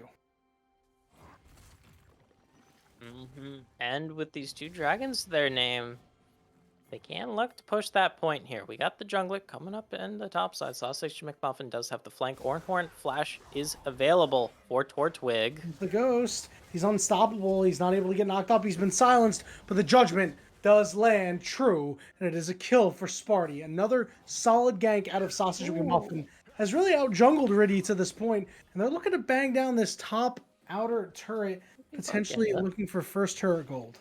It would be a very nice chunk of change and bring back that gold lead to a noticeable amount, but Playmaker kind of caught out here. Playmaker's in a lot of trouble here. The Ignite is down, and you can see a Bird is just so skilled on this champion. First turret going down, a solo kill in the top lane. Now Sparty, though, was left alone with Riddy. I'm not sure if he's going to be able to take this fight. Sparty trying to run away, but Riddy with a solo kill on somebody who was 2 levels higher. And now, here comes a Bird and Sausage McMuffin. Riddy trying desperately to get out of range. And now here comes the Horn. It's going to knock up only a bird with Yumi on top of them as well. They are in full retreat. Scott trying to get close, knows that they have no play. It will back off. So ISU does get one back, but they lose a lot. Interestingly enough, though, Riddy going for the Kraken Slayer of Viego here. Not something we typically see. If it's the Crit Viego, it's usually the Shield Bow for that extra survivability. Kraken Slayer is like very high risk, high reward, because as we saw there, you can shred through anyone with that attack speed, with that true damage, and then set up for that Heartbreak ultimate to just finish them on off. It does leave you squishy as all hell, though, especially compared to the much more typical Divine Sunder build that we see. That gives you so much extra health. You still get that extra sustain with that passive. So high risk, high reward. Does fit Riddy's playstyle on this team, though, I feel, Yanni. Yeah, it's exactly. I mean, I don't know if high risk, high reward is Riddy's playstyle. Riddy has just been so consistent all year. But, you know, seeing him more and more, we're starting to see the holes in Riddy's game. Just unable to carry their team, really be the guy for the team. They've been so consistent, they've been so good, but Riddy might not be the star player that's going to carry a game. And really, they're not even going to get a chance to prove it this time around because High Legacy is so strong, as everybody in the bottom lane here picking up a kill. Trombone in a lot of trouble, is going to get knocked up, and the damage is just too much. They are picking on Trombone here in the bot lane. Mid turret unable to go down here, so things okay here if you are ISU. They just got another kill. They're looking to put themselves on sole point here about 17 minutes into the game. That's a scary prospect, but so is a Garen bearing down on you with second Rift Herald, looking to take this top inner turret and add more gold to their pockets. Give them 600 on that one. It's gonna be another charge. Massive. Yeah, it looks like they're going to try to get that second charge off. Torchwig unable to make anything happen. That is huge. Not sure if Sparty is going to be able to get to that turret, but I think they'll take the big damage on the charge. The bot lane, on the bot side of the map, it is ISU's for the taking. MSU really can't find a way into their own jungle. Oh, look where you are, though. Grateful.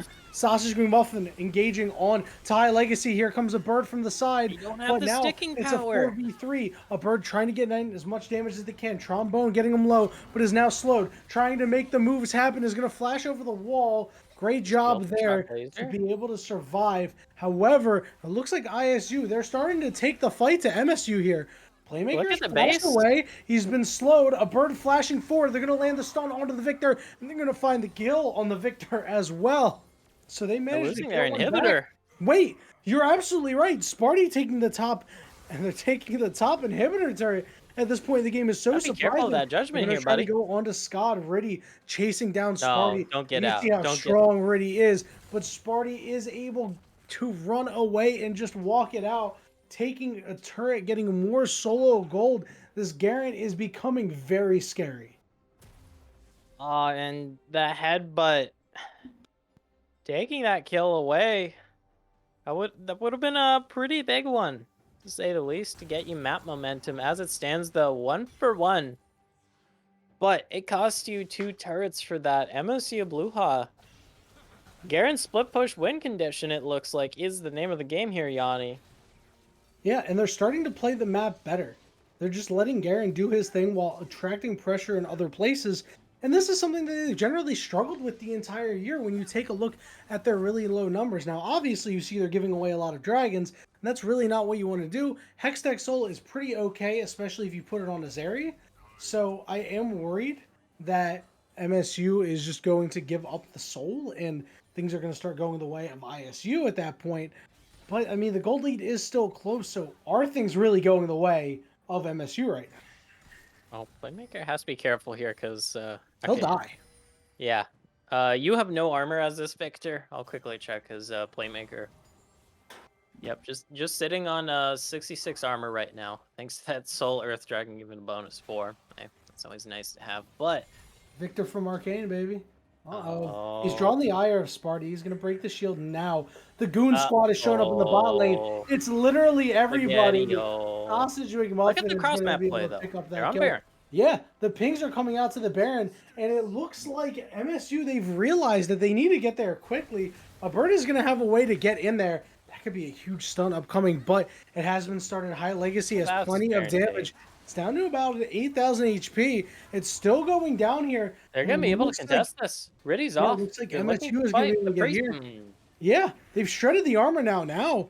This could be bad. They're going to need to find a way out. A bird using the far side alteration knows where everybody is. Tortwig is going to try to drop the Orn. It is a 4 versus knockup, 4. and here's the engagement. A bird is kiting it out. Sausage and McMuffin. There's the lightning in the crash. thick of things. Is it They're able to enough? find the kill. Riddy can't find the resets. Q, And now Tortwig Q, is getting shredded down, but nobody's focusing Q. High Legacy. High Legacy is just able to beat on him without any issues at all. Trombone is going to be able to find the Orn, and now Sparty on the bottom side is looking to take another inner turret. Victor can't stop them, and crazy fighting going all around. But MSU still manages to find a way on top. This and is a Sparty's kill? flashing forward. It is a kill. He's found a playmaker. Absolutely massive as the Victor dies once again, and now High Legacy has to come over to try to stop Sparty. Looks like Sparty is going to back off, but as good as that was for MSU, they need to have better target prioritization in these fights. Yeah. But the lack of CC on their comp really just kind of nipping them in the ass here, Yanni. And that was a 4 versus 4, keep in mind, because Sparty electing to split push in the bot lane as this Garen. Is really going to come to a head here in this next fight. We got less than a minute till Dragon. The real question is, does Trombone have enough here to finish the Nashers? I believe they do. Yes. Okay, so this is going to be the double, I think triple evolution now for Trombone. Let me They check. need to finish the Masamune as well. I'm very surprised that they haven't gotten there yet. Actually, wait, yeah. 3-3, wait, what? Yeah, they got the tier first back. Like, that's Literally very level surprising 1. that they're not there. I mean, they need to get it before this next Dragon fight. And this Dragon it is 14 seconds. And that's a lot of stacks when you're just sitting around at Dragon doing nothing. They need to send... I mean, the waves are pushing out, so it's really... They just have to hit the Dragon Everything's or available. champion. Horn's being popped. There is still no man immune. Uh-oh, they've not knock up onto a bird on the other side of the fight. Sausage. Oh, look at Riddy's health bar. Final chapter is here. The Garen is spinning, but is he winning? They take Dragon the slain soul, by baby. Riddy will manage to survive, but will finally go down. But the rest of the fight is a complete wipe there. Give a double kill over to High Legacy. It is an ace, a 5-for-1 for the side of ISU. They took the soul, and you can see the soul damage, the electricity crackling through the entirety of MSU, and the Baron is in their sights. And it turns out when you're in the pit, and there's an enemy Victor, an enemy Orn, that AoE is gonna add up, that CC is gonna add on up here, Yanni. That's exactly what we see. Blåhaj, they tried to contest there, but like we pointed out, there was no evolve for this Kai'Sa. You really wanted this Kai'Sa to have that upgraded man immune to make those Prey Seekers hurt. Now the enemy team has this soul on you. Yes, you still have the gold lead, but there's an enemy Baron buff, so they're going to be evening it up here with just a couple of turrets. Yeah, and a bird wasn't really able to do anything in that fight. No creative angles out of the Cerulean Soul, aside from that, what happened at level 1. It's been really disappointing to see, because we know a bird can do so well on this champion, but perhaps just not seeing the opportunities. I mean, that fight was rather rushed by the side of MSU, and felt like it could have slowed down a little bit. You're going to have to play really careful here, facing down the shock buff. Because with all this extra ability haste on High Legacy Zeri, with how fed they already are, like, how are you going to stay on top of this Zeri? Your only chance is to burst High Legacy down, but they got all this health from the Titanic Hydra, from the upgraded Triforce here, Yanni. They just flash out of your initial engage. What are you going to do? Like, run at them real menacingly? That's how you die. It feels like Garen might be the only one who's actually able to track down High Legacy, but Garen's on split push duty right now. so it does make things rather hard. We could be on our way to a third game in the series right now. As the siege continues here on the mid-outer turret. It is still standing, though. They're making it very hard for ISU to actually get any value out of this Baron. And now with the evolved Kaisa Prey Seeker, they can start doing the poke things. That's a good little maw. Get the stun. Not enough, though. Uh-oh. Sparty on the side, taking an inhibitor turret. We see up in the top lane, a bird is split pushing to try to take the top inhibitor turret. Now, if they can stop the backs here, that would be massive. The Prey Seeker goes down mid lane, though, instead of in a bush where there are You potential gotta watch the enemies. bot lane, too. Yeah, a bird has to be chased off, but they're only sending the Alistar to deal with Sparty, but Sparty is going to run away, so I this Legacy immense is alone pressure- here. Could be caught out. Oh, are they going to be called out is the question. Looks Okay, like they're going to be able to walk away without any issues. Oh, Although Riddy, no. This is problematic. Riddy is going to have to use the ultimate over the wall to survive. Nothing that MSU can do about that. And now Playmaker trying to get some damage in. Playmaker has had a pretty rough game, but as we all know, Victor, incredibly good scaling, will always be dealing damage late into the game. Especially with a bunch of flat pen from the Luden's passive, from the Shadow Flame passive. Big thing though is ISU they want to do these 5v5 Unga Bunga team fights, but MSU are just like, so we're gonna do this thing called split pushing, 1-3-1. It's like, oh, okay. Yeah, it doesn't Cool. seem like ISU has a good answer to it. That being said, does ISU even have a good MSU even have a good 1-3-1? I mean, I'm not sure. I'm very scared of an Aurelian Soul as one of the ones on the side, unless I'm Playmaker perhaps, because Playmaker's just had a hard time trying to deal with that Aurelian Soul. But I digress. The Baron buff finally off on the side of ISU. They managed to take down 2 turrets with it, but weren't really able to get much else. It does completely even up the visible gold lead here.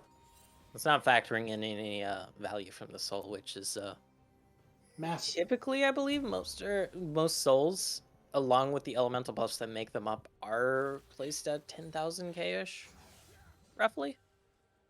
Hard to quantify, really. Yeah, especially since, like, what if you do like 1,000,000 damage with your Hextech Soul, you know? Already tried to get a flank on the High Legacy, but High Legacy not going to be so brazen. 6-0-6 right now. Looks like Riddy trying to have a flank here. Riddy's looking for the flank here. Beautiful. A double knock up here. This could be trouble. Teleport coming from behind. Sparty's going to have to try to run the fight. He immediately goes on top of High Legacy, but High Legacy and flash over the wall. Sparty needs to try to win the fight here. A bird is here. Sparty does get the kill onto Riddy. Torchwig pushing forward. A bird trying to kite it out. Getting Playmaker lower and lower. The Yuumi is on top of the Garen. The Garen is on top of the Victor, and the Victor dies. And High Legacy falls as well. Torchwig on the backside is going to fall. It was a huge fight there by MSU. A triple kill for this Garen. That might be game here. You have this wave pushing in the bot. You're going to have reinforcements. Looks like they're not going to go for the throat quite yet, but they are going to break some kneecaps along the way. MSU, despite being down the soul, able to absorb that initial engage, dance around, force High Legacy out of that fight for the vast majority of it, and then you just have Sparty as this unstoppable Garen running into the backline very heroically. This is scary because of Hextech gates. Sausage McMuffin is here. Sparty is here. Trombone is here. A bird is not here. They do have a teleport available. Here comes a teleport. They're going for it. They're not going to get here in time. No, they are not. The soul, no, I'm sorry, not the soul. The Elder Dragon is going to be taken by MSU. Baron, though. MSU finally seemed like they were back in the game and are promptly shut back out. They had no answer for Garen and Yuumi.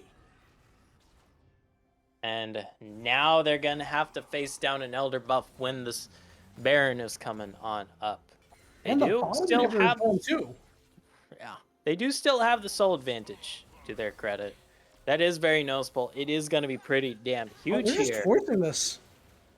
Yeah, this is just a hard force here. Victor has to back and doesn't have teleport available. Yeah, you don't really want to be absorbing those ultra shock lasers in this pit because MSU Blåhaj, They're still going. going for it. This I is gonna mean, be a 50-50. Riddy has flash. yeah. Riddy has ultimate. There's the So Ornhorn. sketchy. There's a double knockup on that Ornhorn. Scott, though, has been marked, and now everybody has shown up to the party. The Baron being Scotty down continued. to Yumi half. doing what they can to restore the HP of Sausage. One more from W nothing. and Scotty dies. Scott is so low there. Big shield goes on him. Are they going to let the Baron reset? No, the Baron is still getting lower Riddy's and still lower. over the Riddy wall. waiting for an opportunity, but he got knocked up by the Baron. Riddy gets knocked up by the Baron and can't get into the pit. Playmaker getting very low. One more A couple W. of W's will do it. Here comes Trombone. Playmaker's The dead. lost chapter is there, but Playmaker Press W, you falls kill Riddy. Press to W, you a kill Riddy. bird. Just do it. Press W and do it. Here comes the bottom lane. A teleport going over as a bird is looking to escort the minions in. Riddy, Scott, and Torchwig are there. A bird is in a 4v1 Riddy, you have right to be now. careful. The Still rest of the low. team is not there. Here comes the ultimate. Now he's going golden. And now it's the Garen running on the backside. so He's much. unstoppable. Nobody can stop this Garen. Double kill for the Kaisa. Riddy, the final one standing. Riddy gets the shutdown, but it doesn't matter. A triple kill to the Kaisa.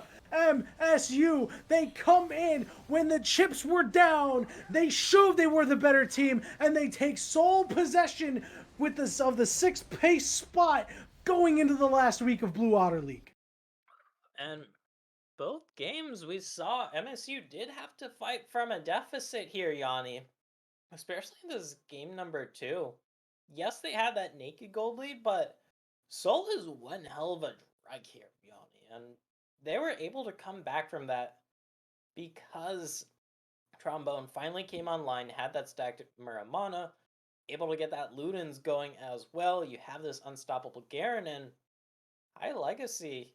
Not able to do enough damage to really crack through the enemy team. No armor pen quite yet as this area, and that's a 2-0 for MSU. Absolutely massive for them. Just so scrappy. They were behind at certain points in the games, but really they were down but not out. They fought so hard and really deserved to have sole possession of the 6th place slot. A huge victory for them. And I mean, they're going to go up against We Love Solbert next week. That's a game that they can certainly win, although We Love Solbert has been looking pretty good this season. And on the other side, I mean, ISU, they're going up against VBU. I'm not sure if they're going to be able to win that game. VBU, one of the better teams in the league. Yeah, that and also I'm pretty sure ISU is just kind of disqualified at this point. So that's going to be there might be a very small chance due to technicalities depending on other series results, but actually no, because MSU has the head-to-head. So it wouldn't even matter, right? Because of the 2-0 here, they don't even get any points, right? I don't know. That is something. I'll admit big. I don't know enough about the playoff format. All right, I'm very sorry. There's always like 10 different layers of like tiebreaker rules because hosting an actual tiebreaker is very, very hard to do. Just aligning people's schedules. Either way, though, I mean, congrats to MSU. Pretty decent showing tonight, even though there were some cracks that showed, mostly in the early game here for them, and can be very abusable by other teams who happen to watch this VOD here, Yanni, and go, maybe we just kind of go for the kneecaps early game against MSU and not let them hit that late game stride. Yeah, they were so scrappy, and they really showed that they are made of something, that they can fight, that they have this never say die attitude, and you can't put them away no matter how hard you try. ISU trying desperately to do so, we're not able to make it happen, and well, it looks like that's the end of ISU season. They're going to play out the last week, but unfortunately, they were not able to make it happen. Riddy could not take his team to the promised land, and they're out of playoffs, and that is a tough pill to swallow. Still though, congrats to MSU. I believe the second stream is still going. Yeah, And We Love Solbert is up 1-0 on CB Diamond. Easy money. That is not exactly what I expected to say today or Yeah. see, but yeah, it's a thing right now. Yeah. I mean, CB Diamond did lose to Goth Boy Click. They did. So They're not invincible. I thought they were invincible. They're not invincible. And Wheel of Soulbert's actually just taking a Baron right now. 21 minutes in. This game is incredibly close. So we're going to cut it away from here because there is so much action-packed things going on. Oh my god, Soulbert with a crazy 1v1 in the pit. This is crazy. Yes, go check this out. We are done here for the night. For Yanni, go for Eno. Pop-Tart, thank you so much for producing the stream, and the rest of the Blue Otter League family. We will see you next week, but we might see you in a couple of minutes when you kick it over to Blue Otter League 2 for this incredible action between CB Diamond and We Love Solbert. See you there.